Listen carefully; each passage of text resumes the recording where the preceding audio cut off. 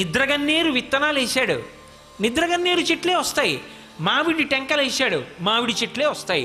నువ్వు ఏ విషయంతో అనుసంధానమయ్యావో దానికి సంబంధించిన సంకల్పాలు వస్తాయి. మంచి సంకల్పాలు రావాలి అంటే మంచి విషయాలతో అనుసంధానం అవ్వాలి. అంటే ఏదో ఒక మంచి వస్తువు పట్ల నీకు ఆకర్షణ కలగాలి.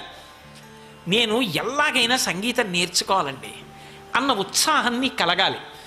ఎంత కష్టపడని, 1 గంట సాధన చేయకుండా నువ్వు పడుకోలేవు. ఎందుకని అంటే ఆ సాధన చేసుకోవడంలో నీకు తృప్తి ఉంది. ఎంత కష్టపడని 1 గంట సేపు పూజ చేయకపోతే సంతోషం లేదు.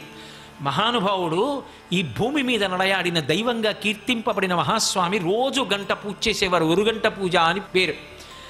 అందులో ఆయనకి సంతోషం ఉంది. దేని చేత మనస్సు అనుసంధానమవుతుందో అది సంకల్పం అవుతుంది.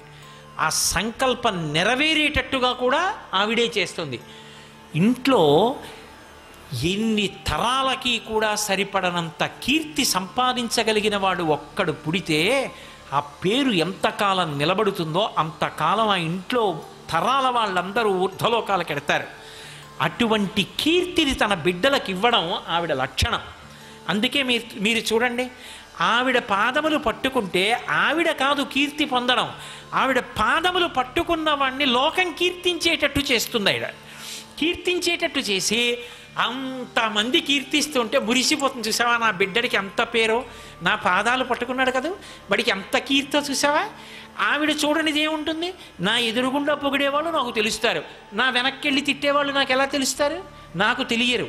కానీ నా ఎదురుగుండానైనా నా వెనకైనా నా పేరు చెప్పేటప్పటికి 2 చేతులు ఎత్తి నమస్కరించాలి అంటే అటువంటి బ్రతుకు నాకు రావాలంటే ఆవిడిస్తుంది. ఇచ్చి కొన్ని కోట్ల మంది ఆ పేరు చెప్తే నమస్కరించారనుకోండి, అప్పుడు ఆవిడ పొంగిపోతుంది. చూసావా, వాడికి ఎంత కీర్తో, ఎంతమంది వాడిని చూసి నమస్కారం పెడతారో, ఎంతమంది వాడి పేరు చెప్తే మురిసిపోతారో అని తాను మురిసిపోతుంది. నన్నేమంటలేదు, వాళ్ళు ఇచ్చిన దాన్ని అందం. నా కాళ్ళు పట్టుకుని వాడు ఎంత వృద్ధిలోకి వచ్చాడో చూసావా, వాడిని ఎంతమంది నమస్కారం చేస్తున్నారో అని సంతోషిస్తుంది. ఓ పరమాచార్య స్వామి వారి పేరు చెప్పాను అనుకోండి, ఏమి మహానుభావుడు అండి, నడిచే దైవం అండి అని ఇలా అంటాం. అలా అనగలుగుతున్నాం అంటే అలా అనగలిగేటట్టుగా బ్రతకగలిగిన శక్తి ఆవిడ ఆయనకి ఇస్తుంది. ఇచ్చి ఇంతమంది నమస్కారం చేస్తుంటే ఆ కీర్తినిచ్చి ఆవిడ సంతోషిస్తూ ఉంటుంది. ఆ సంతోషం ఆవిడికి మిగలాలంటే ప్రసాద బుద్ధితో బ్రతకాలి. అలా బ్రతకలేదనుకోండి, అప్పుడు కూడా ఆవిడేం కోపగించదు. వీడికి కొంచెం కఠినమైన వైద్యం చెయ్యాలి. వీడికి ఇప్పుడు నేను పక్కకెడితే వీడికి తెలిసి వస్తుంది, నా వల్ల వాడా వాడి వల్ల నేనా తెలియాలి.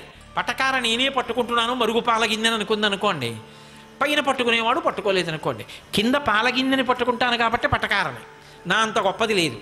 నేను గిన్నె పట్టుకోకపోతే వాడికి కాఫీ ఎక్కడదనుకోండి పటకార, ఓహో నువ్వు గిన్నె పట్టుకుంటున్నావా అని పైన పట్టుకునేవాడు పట్టుకోలేదనుకోండి, అది గిన్నె ఎలా పట్టుకుంటుంది?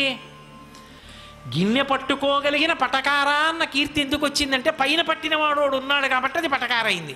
పైన పట్టుకోకపోతే కింద పట్టుకోలేదు, పైన పట్టుకునేవాడు ఉన్నాడు కాబట్టి కింద పట్టుకుంటున్నానన్న పాత్రత, ఆ ప్రసాద బుద్ధి పటకార యందు ఎంతకాలం ఉంటుందో అంతకాలం పటకార ఉపయోగింపబడుతుంది. పటకారకు అహంకారం వచ్చిందనుకోండి, అటు ఇటు అయిందనుకోండి, ఇది పట్టుకుంటే మీరబడుతుందని పక్కన పారేస్తారు. పైన పట్టు వల్ల కింద పట్టుకున్నదేదో అది పటకార కదూ. ఒక్కొక్కసారి ఆవిడ అలా చూపిస్తుంది, అది అనుగ్రహం అనాలి తప్ప ఆవిడ ఆగ్రహం అని అనకూడదు. ఎందుకని?